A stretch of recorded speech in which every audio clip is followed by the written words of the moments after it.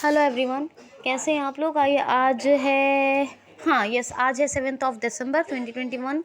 आज के इस ऑसम सेशन को हम लोग इंजॉय करेंगे, लेकिन आप कंप्लीट वॉच करेंगे। आपका 5 दिसंबर का जो पार्ट 1 है वो पेंडिंग है। ये ऐसे बना था सेशन 5-6 दिसंबर पार्ट 1 पार्ट 2। तो पार्ट 1 आपका पेंडिंग है, उसको ज़रूर देख लीजिएगा प्लीज़। वो बहुत लोगों का पेंडिंग है। आज 7 दिसंबर का सेशन है। जो सेशन भी आपका मिस होगा आपको नुकसान होगा। कंप्लीट रोज़ाना और डेली और कंप्लीट वॉच करें। उसके बाद जहाँ भी जिस सोशल मीडिया प्लेटफॉर्म पर आप हैं ज़रूर शेयर करें, लाइक कमेंट ज़रूर करें, जिससे कि मुझे मोटिवेशन मिले। और रिक्वेस्ट करती हूँ कि इस प्लेटफॉर्म से आप जुड़ें, QCL को आप सब्सक्राइब ज़रूर करें। देखिए फिर आपको कितनी अपनी लाइफ एक्सट्रीम चेंज लगेगी। और बेल आइकन को हिट भी कर लें। ठीक है, चलिए पहला क्वेश्चन लेते हैं। महापरिनिर्वाण दिवस कब मनाया गया है? तो महापरिनिर्वाण दिवस मनाया गया है 6 दिसंबर को। किसका होता है महापरिनिर्वाण दिवस? तो महापरिनिर्वाण दिवस होता है महापरिनिर्वाण दिवस ये होता है डॉक्टर BR अम्बेडकर, बाबा साहेब अम्बेडकर का जो निधन हुआ था उसी डे को कहते हैं महापरिनिर्वाण दिवस। अब ये जो महापरिनिर्वाण दिवस था, महापरिनिर्वाण दिवस के ऊपर ये क्या है इसकी हकीकत? तो हकीकत ये है कि 1956 में 6 दिसंबर को डेथ हुई थी बाबा साहेब अम्बेडकर यानी भीमराव अम्बेडकर, डॉक्टर BR अम्बेडकर साहब की।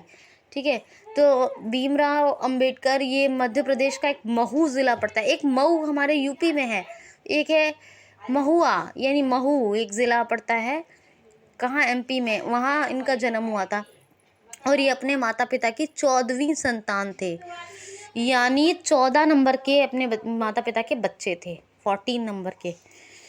ये एक बहुत स्पेशल एजुकेटर यानी बहुत फेमस, कहा जाए तो बहुत पॉपुलर एक शिक्षाविद थे, एजुकेटर थे और साथ ही इकोनॉमिस्ट भी थे यानी अर्थशास्त्री भी थे।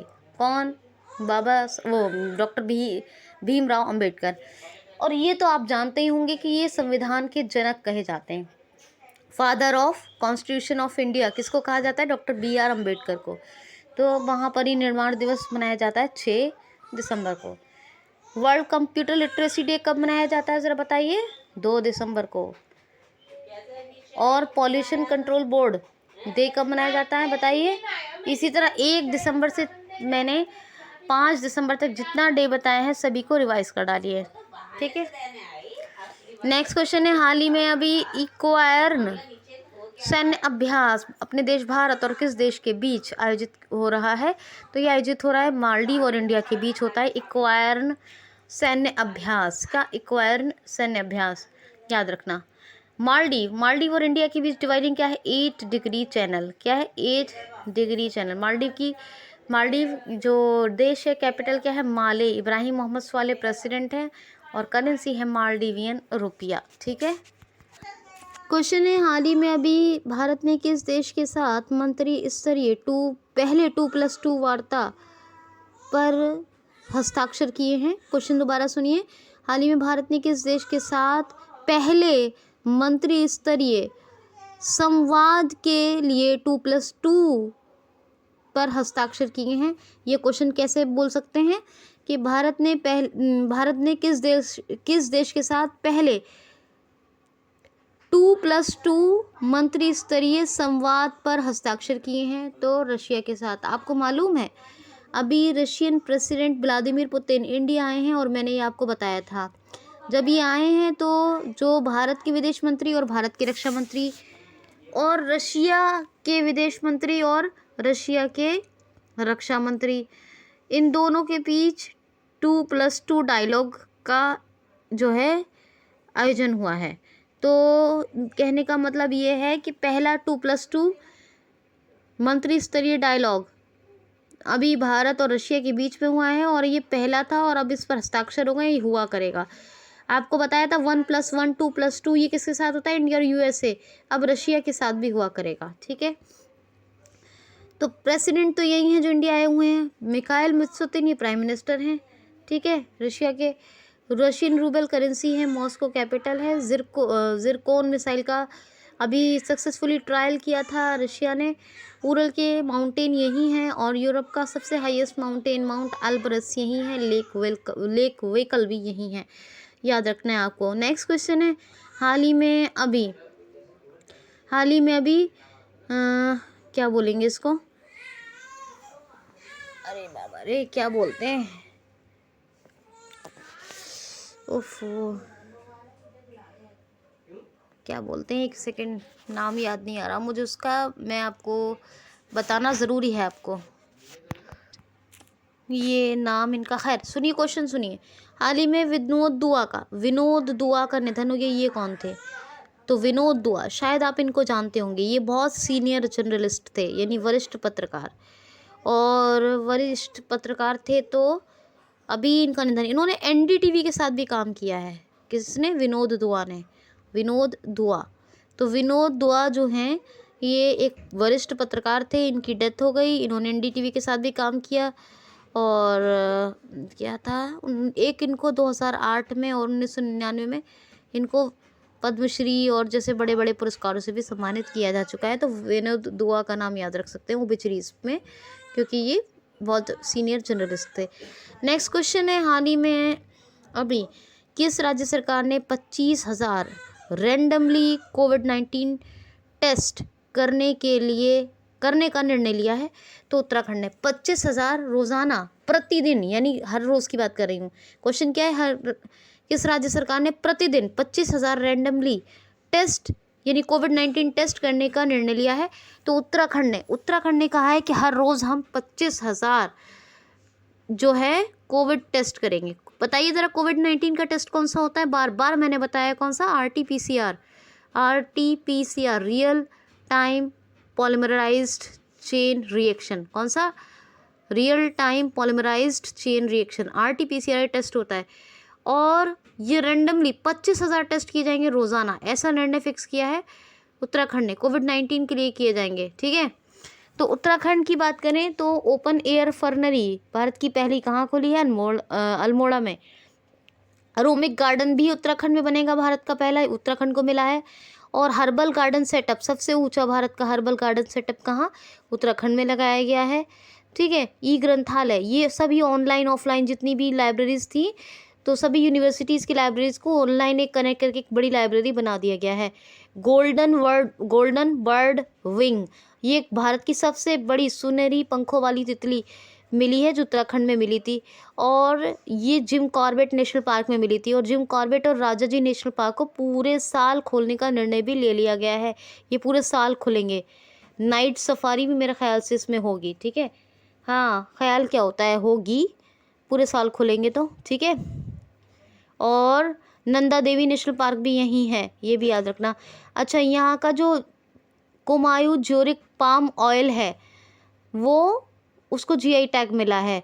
और उत्तर भारत का सबसे बड़ा पामेटम कहाँ खुला है? वो उत्तराखंड में खुला है। ठीक, ये भी याद हो गया होगा। अजय वॉरियर, इंडिया और यूके के बीच में एक एक्सरसाइज हुई थी, एक डस्टलिन 2 हुई थी। बताइए किस किस के बीच में? रानीखेत उत्तराखंड में, ये सब उत्तराखंड में हुई हैं। और भारत का पहला फॉरेस्ट हीलियम सेंटर, भारत का पहला स्मृति वन, भारत का पहला लाइकेन पार्क, भारत का पहला पॉलिनेटरी पार्क, ये सब कहाँ? ये सब उत्तराखंड में बने हैं। ठीक है, तो इतना तो एटलीस्ट याद रखिए। देहरादून कैपिटल है ऑफिशियली, और गैरसैंण समर कैपिटल है उत्तराखंड की। देहरादून में सूर्यदर झील है, सोंग डैम है, ये भी आप याद रखिए। यहाँ फूलदेही महोत्सव और हरेला पर्व, ये 2 फेमस त्यौहार मनाए जाते हैं यहाँ पर। जो है एक मनाया जाता है, कौन सा? एंड हाँ, यहाँ पर एक वैली ऑफ फ्लवर्स है, वैली ऑफ फ्लावर्स यानी फूलों की घाटी। यहाँ पर वेस्ट टू एनर्जी इनिशिएटिव चल रहा है, पहल वेस्ट टू एनर्जी। अच्छा, ये शांत घाटी कहाँ है? ये शांत घाटी जो है वो केरल में है, और फूलों की घाटी उत्तराखंड में। ठीक है, और lieutenant general Gurmeet Singh governor है, और चीफ मिनिस्टर कौन उत्तराखंड के? तो कौन है बताइए, जल्दी से आप इनका मुझे नाम लिखिए, क्योंकि हमेशा हर बार मैं बताती हूँ, हर बार, तो आपने बताना है कौन है, क्योंकि हर बार मैं बताती हूँ। ठीक है, चलिए, तो ये बात हो गई। ओफो, तो और कुछ तो नहीं रह गया इम्पोर्टेंट वाला, चलिए कुछ नहीं, चले आगे बढ़ते हैं नेक्स्ट क्वेश्चन। हाँ, एक क्वेश्चन ये भी है, क्वेश्चन सुन लीजिए। हाल ही में अभी तैराकी पारिस्थितिकी तंत्र विकसित करने के लिए किस राज्य सरकार ने SFI swimming federation of India के साथ समझौता किया है? क्या है क्वेश्चन? हाल ही में अभी तैराकी समझते हैं ना, तैराकी पारिस्थितिकी तंत्र क्या होता है? इकोलॉजी, पारिस्थितिकी तंत्र, पारिस्थितिकी तंत्र यानी इकोलॉजी। तो तैराकी पारिस्थितिकी तंत्र विकसित करने के लिए किस राज्य सरकार ने अभी SFI swimming federation of India के साथ समझौता किया है? तो ओडिशा राज्य सरकार ने। ठीक है, तो SFI के साथ समझौता कर रही है इकोलॉजी, जो तैराकी इकोलॉजी है उसको डेवलप करने के लिए। यहाँ पर बोयता वंदना, छऊ महोत्सव, राज रजा पर्व, चैत्र जात्रा महोत्सव और फूलदेही तो अभी उत्तराखंड में बताया।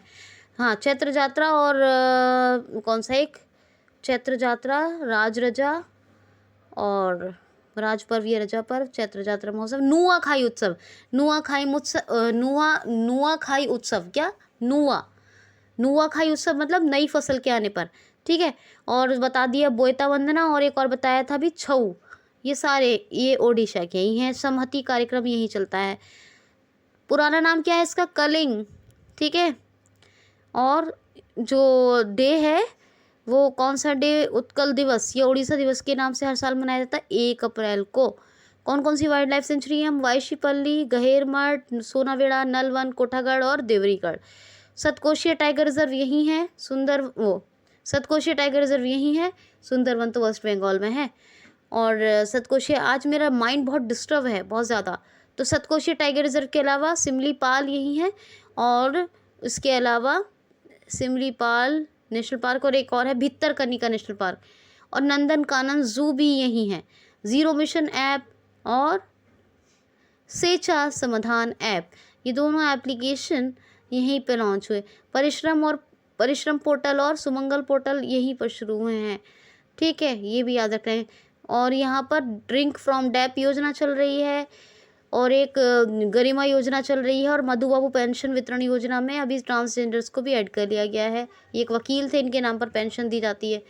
और ये पहले से चल रही थी अमाघरे, और एक और चल रही थी ये कौन सी, काल्या योजना, ये तो पहले से ही चल रही थी। भारत का पहला शहर जहाँ 24 घंटे शुद्ध पेयजल उपलब्ध है, कहाँ है वो? पुरी नाम है, और है ओडिशा के अंदर। उड़ीसा में जो क्या बोलते हैं, हाँ उसको कहेंगे उड़ीसा अर्बन गवर्नेंस इंडेक्स में नंबर 1 पे रहा है। अर्बन गवर्नेंस इंडेक्स में नंबर 1 पे रहा है Orissa. Social awareness and action to neutralise pneumonia successfully, SAANS अभियान, ये उड़ीसा में ही शुरू हुआ था। 12 नवंबर 2020 से चल रहा है। ठीक है, याद रखना। ये एक और है कोणार्क टेम्पल, कौन सा? कोणार्क, जगन्नाथ और लिंगराज, ये 3 टेम्पल बहुत फेमस है। 2 ऐसे यहाँ पर ये विलेज हैं जिनको यूनेस्को ने सुनामी रेडी डिक्लेयर कर दिया है, नीलशाही और वेंकटरायपुर। और यहाँ पर 2 बीच बहुत फेमस है, रुषिकोलिया और गोल्डन बीच, ये भी याद रखना। यहाँ पर डॉक्टर APJ अब्दुल कलाम द्वीप है, जिसका पूर्व नाम था, क्या नाम था पूर्व नाम? व्हीलर द्वीप, यानी नाम चेंज हो गया, अब डॉक्टर APJ अब्दुल कलाम द्वीप है। बालासोर में चांदीपुर रेंज भी है। भुवनेश्वर में IOCL के माध्यम से चलाई जा रही है, क्या चलाई जा रही है? बिंदु सागर स्वच्छ पहल, है ना। आपदा को आवश्यक सब्जेक्ट यानी आवश्यक विषय करार दे दिया है। आपदा प्रबंधन, डिजास्टर मैनेजमेंट को एक कंपलसरी और नेसेसरी सब्जेक्ट करार दे दिया है ओडिशा ने। ये भी आपको याद रखना है, भूलना नहीं है। रावलकेला में उड़ीसा का जो रावलकेला है, यहाँ भारत का सबसे बड़ा हॉकी स्टेडियम बन रहा है, और स्पोर्ट्स कैपिटल ऑफ इंडिया कहते हैं ओडिशा को। पुराना नाम कलिंग है इसका। नवीन पटनायक चीफ मिनिस्टर हैं। विजु स्वास्थ्य कल्याण योजना भी यही चल रही है। ठीक है, और वैसे गवर्नर कौन है? गणेशी लाल, और भुवनेश्वर तो इसकी कैपिटल भी, ये तो आपको पता ही है। क्वेश्चन है, हाल ही में किस राज्य सरकार ने किस राज्य ने अपना यानी किस राज्य सरकार ने अभी हमार अपना वेब बजट पोर्टल लॉन्च किया है? किस राज्य सरकार ने ये पोर्टल लॉन्च किया है? ये क्वेश्चन क्या ले रही हूँ, किस राज्य सरकार ने अपना हमार बजट वेब पोर्टल लॉन्च किया है? हमार बजट वेब पोर्टल तो ये लॉन्च किया है भी झारखंड के चीफ मिनिस्टर हेमंत सोरेन ने। हेमंत सोरेन चीफ मिनिस्टर है, गवर्नर कौन है? रमेश बैस। याद रखना। रांची कैपिटल है। पलामू टाइगर रिजर्व यही है। बेतला नेशनल पार्क भी झारखंड में है। कहाँ? झारखंड में Betla national park. Mahuadanr wild life sanctuary, Mahuadanr और Dalma wild life sanctuary, Hazaribagh wild life sanctuary, Hazaribagh, Dalma, Mahuadanr और डलमा हो गई। हाँ, ये सब यही है। कहाँ? झारखंड में। अच्छा, सरहोल और रोहिणी तो त्योहार फेस्टिवल्स हैं। सरहोल और रोहिणी यही मनाए जाते हैं। यहाँ की सोरई खोबर आर्ट को अभी जीआई टैग मिला था, झारखंड की। अच्छा, यहाँ पर दूरदर्शन के साथ मिलकर झारखंड सरकार ने क्या शुरू की थी? दूरदर्शन पाठशाला, स्कूल पाठशाला शुरू की थी, स्कूल पाठशाला। और जल समृद्धि योजना कौन सी? नीलांबर पीतांबर जल समृद्धि योजना ये, और बीसा हरित ग्राम योजना, ये 2 योजनाएं चलती हैं झारखंड में। नेक्स्ट क्वेश्चन है, हाल ही में अभी पुरुषों का जूनियर हॉकी यानी पुरुषों का FIH federation of India hockey junior world cup 2021 किसने जीत लिया है? तो अभी जीत लिया है ये किसने? अर्जेंटीना ने। जर्मनी को हराकर पुरुषों का जूनियर वर्ल्ड कप FIH, कौन सा? FIH जूनियर वर्ल्ड कप जीत लिया है अर्जेंटीना ने जर्मनी को हराकर। किस साल का? 2021 का। अर्जेंटीना की कैपिटल क्या है? मैड्रिड नहीं, स्पेन की है मैड्रिड। अर्जेंटीना की है ब्यूनस आयर्स। क्या है? Buenos Aires. और करेंसी क्या है? पैसो। ठीक है। और अल्बर्टो फर्नांडिस ये इसके प्रेसिडेंट है, अल्बर्टो फर्नांडिस। नेक्स्ट क्वेश्चन है, हाल ही में अभी कैम्ब्रिज वर्ल्ड यूनिवर्सिटी ने किसको अपना वर्ड ऑफ द ईयर या वर्ड ऑफ द 2021 घोषित किया है? तो परसिवरेंस को। परसिवरेंस क्या होता है? इसका मतलब दृढ़ता, परसिवरेंस। तो परसिवरेंस को अपना वर्ड ऑफ द ईयर 2021 घोषित किया है किसने? कैम्ब्रिज वर्ल्ड यूनिवर्सिटी ने, कैम्ब्रिज वर्ल्ड यूनिवर्सिटी ने। और ऑक्सफोर्ड ने किसको घोषित किया था? वैक्स को। और मरियम वेब ने किसको घोषित किया था अपना वर्ड ऑफ द ईयर 2021? तो उसने किया था वैक्सीन को। और वैक्स किसने किया था? ऑक्सफोर्ड वर्ल्ड यूनिवर्सिटी ने वर्ड ऑफ द ईयर 2021। और word of the year 2021 perseverance घोषित किया है कैम्ब्रिज ने। तीनों आप याद रखेंगे, ठीक है। और उत्तराखंड में एक और बात याद रखिएगा, भारत का पहला बायोडाइवर्सिटी पार्क, क्या नाम है? भारत वाटिका। भारत का पहला जैव विविधता केंद्र, क्या नाम है? भारत वाटिका। ये भी खुला था उत्तराखंड में, खुला है, याद रखिएगा। क्वेश्चन है, हाल ही में यस बैंक ने अभी किसके साथ मिलकर ब्रांडेड रुपे कार्ड लॉन्च किया है? तो यस बैंक ने national payment corporation of India के साथ मिलकर, किसके? NPCI के साथ मिलकर रुपे ब्रांडेड कार्ड लॉन्च किया है। अब वो डेबिट भी हो सकता है, क्रेडिट भी हो सकता है, मास्टर कार्ड, ठीक है। तो ये RuPay branded card yes bank और NPCI ने मिलकर लॉन्च किया है। प्रशांत कुमार है इसके MD एंड CEO। 2004 में स्थापना हुई थी, मुंबई में हेडक्वार्टर है। नेक्स्ट क्वेश्चन है, हाल ही में भी ट्राइबल स्टूडेंट्स यानी जनजातीय छात्रों के लिए कौन सी योजना हमारे सामाजिक अधिकारिता ministry of social justice and empowerment ने शुरू की है? तो हमारे social justice and empowerment minister हैं डॉक्टर वीरेंद्र सिंह। इन्होंने शुरू की है श्रेष्ठा योजना। ये आवासीय और शिक्षा यानी होम एंड एजुकेशन के लिए है श्रेष्ठा योजना।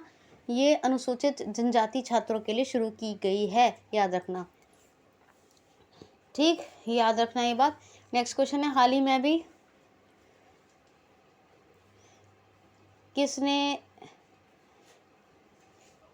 आप ऐसे ही सुन लीजिए, एक न्यूज़ है, ये नीति आयोग के एक सीईओ हैं अमिताभ कांत, उन्होंने स्मार्ट सिटीज़ की 3D मैपिंग के लिए एक प्लेटफॉर्म लॉन्च किया है। कौन सा?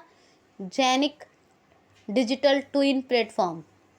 जेनिक क्या है? Genic digital twin genic digital twin platform. ये पूछा जाएगा किसने, तो ये लॉन्च किया है अभी हमारे सीईओ हैं नीति आयोग के अमिताभ कांत साहब। तो अमिताभ कांत जी ने इसको लॉन्च किया है। ये स्मार्ट सिटीज़ की 3D मैपिंग के लिए है, ठीक है। क्वेश्चन है, हाल ही में अभी मिस ग्लोबल ट्रांस खिताब जीतने वाली पहली भारतीय कौन बनी है? तो श्रुति सितारा पहली ट्रांस ग्लोबल बनी है, मतलब पहली भारतीय बनी है जिन्होंने ट्रांस ग्लोबल जीता है। क्या? मिस ट्रांस ग्लोबल जीतने वाली पहली भारतीय कौन है? श्रुति सितारा, याद रखना। नेक्स्ट क्वेश्चन है, हाल ही में अभी गोल्डमैन एंड सेल्स ने भारत की जीडीपी ग्रोथ रेट कितने प्रतिशत रहने का अनुमान 2022 वित्तीय वर्ष के लिए व्यक्त किया है? तो वित्तीय वर्ष 2022 यानी फाइनेंशियल ईयर 2022 के लिए जो अनुमानित घोषणा व्यक्त की है, किसने? गोल्डमैन एंड सेल्स ने। क्या कहा है? कहा है कि भारत की सकल घरेलू उत्पाद वृद्धि दर जीडीपी ग्रोथ रेट रहेगी 9.1%। इससे पहले एसएनपी ग्लोबल रेटिंग का, यानी एसएनपी एक ग्लोबल रेटिंग एजेंसी है, उसका भी अनुमान आया था 9.5% का। और उससे पहले आया था इंडिया रेटिंग रिसर्च का, उसने कहा था भारत की जीडीपी ग्रोथ रेट रहेगी 9.4%। ये तीनों के 2022 फाइनेंशियल ईयर के लिए आए हैं, ये आप याद रखना, ठीक है। नेक्स्ट क्वेश्चन है, हाँ, और लास्ट क्वेश्चन है आज का। हाल ही में अभी 50 बिस्तर के एकीकृत आयुष हॉस्पिटल का उद्घाटन कहाँ और किसने किया है? तो मणिपुर में डॉक्टर सर्वानंद सोनोवाल, ये आयुष मंत्री हैं हमारी डॉक्टर सर्वानंद सोनोवाल, इन्होंने अभी किया है। ये क्या? यूनिफाई यानी एकीकृत 50 बिस्तरों वाले आयुष हॉस्पिटल या अस्पताल का उद्घाटन कहाँ? मणिपुर में डॉक्टर सर्वानंद सोनोवाल आयुष मंत्री ने। ला गणेशन गवर्नर है, वीरेंद्र सिंह चीफ मिनिस्टर है, और कैपिटल क्या है? मणिपुर की इम्फाल। ये आप याद रखोगे, याद है ना? मीराबाई चानू यहाँ की कौन बनी थी, याद रखना, ठीक है। चलिए कल मिलते हैं, कल के लिए, आज के लिए इतना ही। Thanks for watching.